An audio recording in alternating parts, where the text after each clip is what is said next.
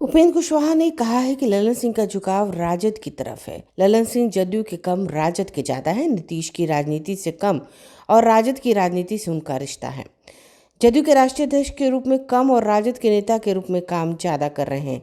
जदयू के लिए कम, राजद के लिए ज्यादा काम करते हैं ललन सिंह। ललन सिंह राष्ट्रीय अध्यक्ष पद पर रहे तो जदयू का नुकसान ज्यादा होगा। अगर राष्ट्रीय अध्यक्ष का पद नीतीश कुमार अपने हाथ में ले लिए हैं तो पार्टी कुछ दिन सरवाइव कर सकती है। उपेंद्र कुशवाहा ने कहा कि नीतीश कुमार के एनडीए पे जाने पर भी कोई परिस्थिति नहीं बनी है। ब्यूरो रिपोर्ट, आंखें न्यूज़ 24। देखिए, अब क्या फैसला लेने वाले हैं नीतीश जी, उनकी पार्टी का मसला है, इस पर हम क्या बताएंगे।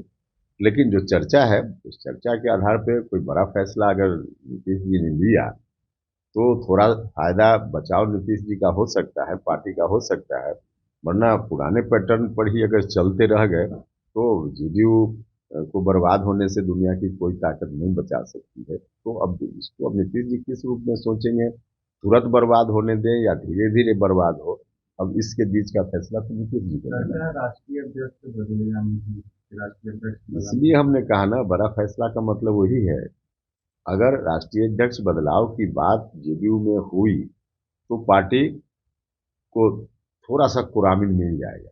अगर नहीं हुई तो पार्टी मतलब अब ज्यादा दिन नहीं होगा कि अब पार्टी धीरे धीरे समाप्त ललन सिंह पार्टी को बर्बाद कर रहे थे।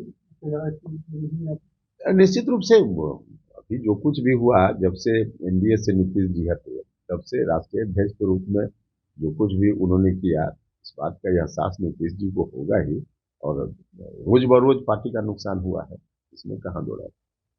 देखिए, राजनीति में कौन कितना दिन से किसके साथ है, इसका बहुत मतलब नहीं होता है। थोड़ा मतलब होता है लेकिन बहुत मतलब नहीं होता है। इसलिए यह कहना कि कोई 37 साल से है, कोई 38 साल से है, इससे क्या फर्क पड़ता है।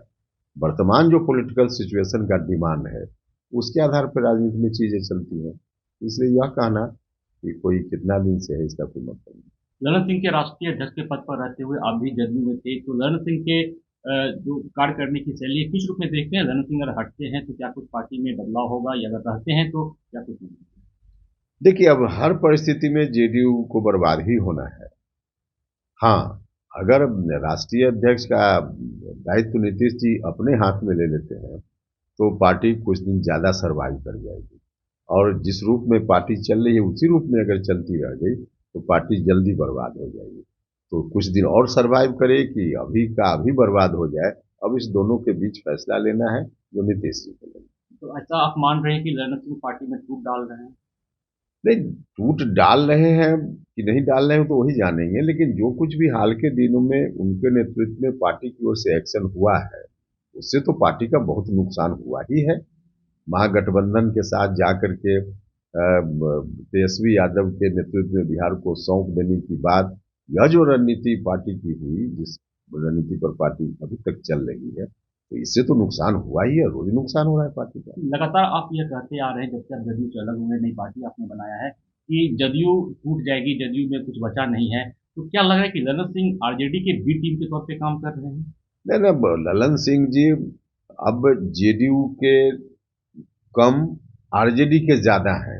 यह बात तो सब लोग देख रहा है ना। अब नीतीश जी से की राजनीति से उनका रिश्ता कम, आरजेडी की राजनीति से उनका रिश्ता ज्यादा है। तो यह तो सभी लोगों के सामने है। जेडीयू के राष्ट्रीय अध्यक्ष के रूप में नहीं, अब आरजेडी के नेता के रूप में काम कर रहे हैं, इसमें कहाँ कोई दो राय है। यह भी संभावना लगातार देखी जा रही है और चर्चा है राजनीतिक गलियारे में कि नीतीश कुमार एक बार फिर से एनडीए का दामन थाम लेंगे। आपने कहा था कि हम मदद भी करेंगे अगर आना चाहते हैं, तो क्या कुछ संभावनाएं बन रही है? नहीं नहीं, अभी कोई संभावना की बात नहीं है।